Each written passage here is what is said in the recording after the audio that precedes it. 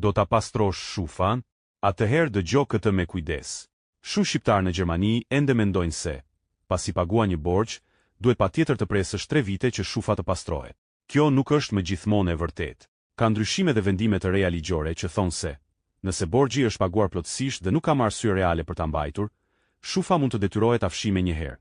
Hapi i parë është të kërkosh shufan falas, që quhet datenkopi, dhe të shohësh sakt çfarë është regjistruar për ty nëse aty ka borxhe të paguara, informacione të vjetra ose të gabuara.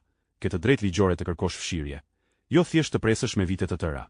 Kujdes, askush nuk mund ta pastrojë shufan me pagesë brenda një dite. Këto janë mashtrime.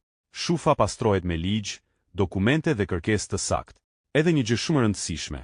Edhe pa borxhe, shumë kontrata telefoni, shumë banka ose shumë kredi të vogla e ulin scorin tënd, që më vonë të bën probleme për të marrë kredi.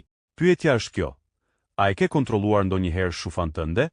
Nëse do të dish hap pas hapi si të kërkosh fshirje ligjërisht dhe si ta përmirësosh scorin, komento poshtë dhe ta tregoj sakt si ta bësh.